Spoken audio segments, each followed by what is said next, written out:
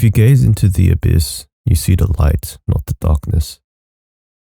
Now, this quote seemingly summarizes the concept of Berserk pretty darn well, in my personal opinion, and is also something that drives me to revisit this manga time and time again.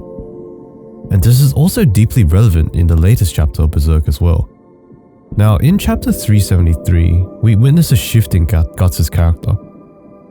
We are so used to seeing Guts being a character of stoicism and undeniable willpower, yet in the last few chapters that have been released, readers have become shocked to find out that Guts himself has fallen, and we have witnessed a weakened, more humanistic form of Guts.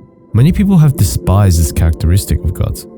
However, I think it is absolutely genius as it allows us as readers to stop viewing Guts as a statue of idealistic heart and will, but as a human character, someone that we can relate to on a realistic level. Within this new chapter, we are finally introduced to what I have been theorizing for the past few years, that Guts' true power lies within the darkness of itself, rather than the external light. There has always been speculations that Guts has come this far due to the overarching cliche concept of friendship and camaraderie. Like this is some shonen My Hero Academia bullshit, but I've always disagreed with that.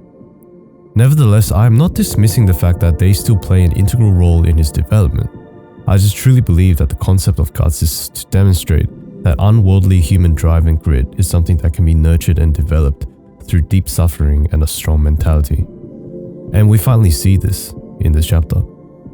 We see Guts face his beast of darkness, now finally manifested into a more tangible, observable form, and it becomes blatantly obvious that Guts has two main catalysts: a limiting source of light, which is Griffith's influence, and a chaotic spawn of his dark nature, the beast of darkness. And this speaks to me on a significantly deep and personal level as well, as I have generally characterized my own mental demons as beings of light and darkness.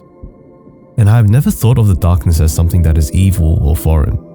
I've always envisioned it as a cloaked form of true light, something that leads one to peace and wholesome power once truly unveiled and sustained.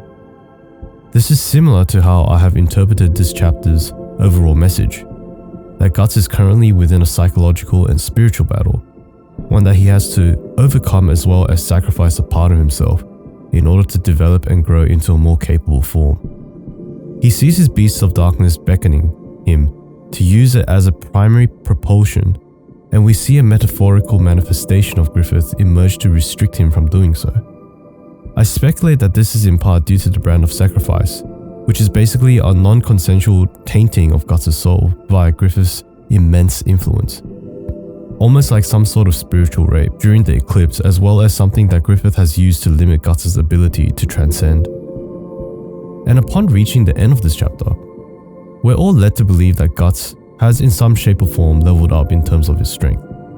But what we do not know is if it is due in part to his embracing of the darkness and letting it consume him, or if we will witness a new form where Guts has mastered his darkness within and using it to become stronger and more controlled as a warrior. Now guys, if you are somewhat interested in exploring more of this sort of content or even want to apply some of this into your own life, feel free to come and check out my website where you can join the community for deeper and even personal conversations on how to improve your life using life struggles. Keep struggling, my friends.